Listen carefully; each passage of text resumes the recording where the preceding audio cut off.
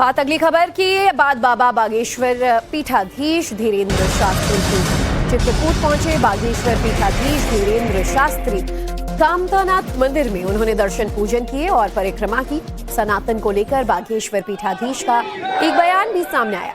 सनातन पर घात करने वाला सनातनी नहीं, मुसलमानों से कहेंगे कि देश के विकास में योगदान दें। धीरेन्द्र शास्त्री ने एक बार फिर अपना बयान दोहराते हुए कहा कि अगर वेदों का पालन नहीं करोगे तो नावेद जावेद होगी अगली पीढ़ी। सनातनी परंपरा के ऊपर कोई भी घात लगाए तो निश्चित रूप से वो सनातन का नहीं है। और सनातनी परंपरा पर हम क्यों घात लगाएं, हम क्यों हिंसा करें, इस देश में हम दंगा क्यों लें, हम इस देश में गंगा क्यों ना बहाएं।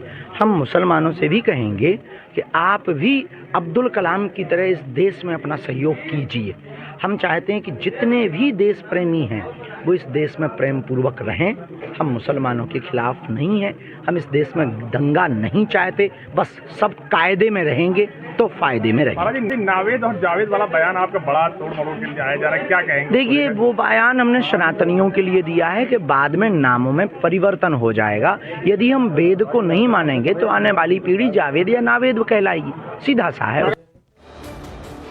बात अगली खबर की। बात बाबा बागेश्वर पीठाधीश धीरेन्द्र शास्त्री की। चित्रकूट पहुंचे बागेश्वर पीठाधीश धीरेन्द्र शास्त्री।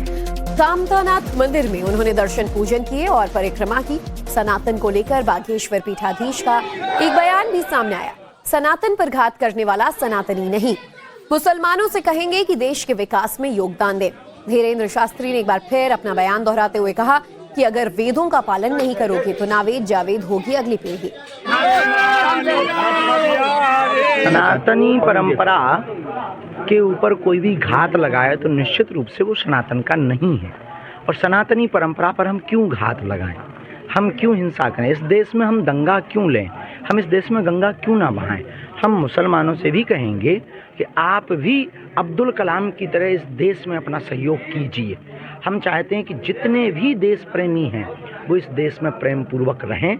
हम मुसलमानों के खिलाफ नहीं हैं, हम इस देश में दंगा नहीं चाहते, बस सब कायदे में रहेंगे तो फायदे में रहेंगे। महाराज जी, नावेद और जावेद वाला बयान आपका बड़ा तोड़ मरोड़ के लिए आया जा रहा है, क्या कहेंगे? देखिए, वो बयान हमने सनातनियों के लिए दिया है कि बाद में नामों में परिवर्तन हो जाएगा। यदि हम वेद को नहीं मानेंगे तो आने वाली पीढ़ी जावेद या नावेद कहलाएगी, सीधा सा है।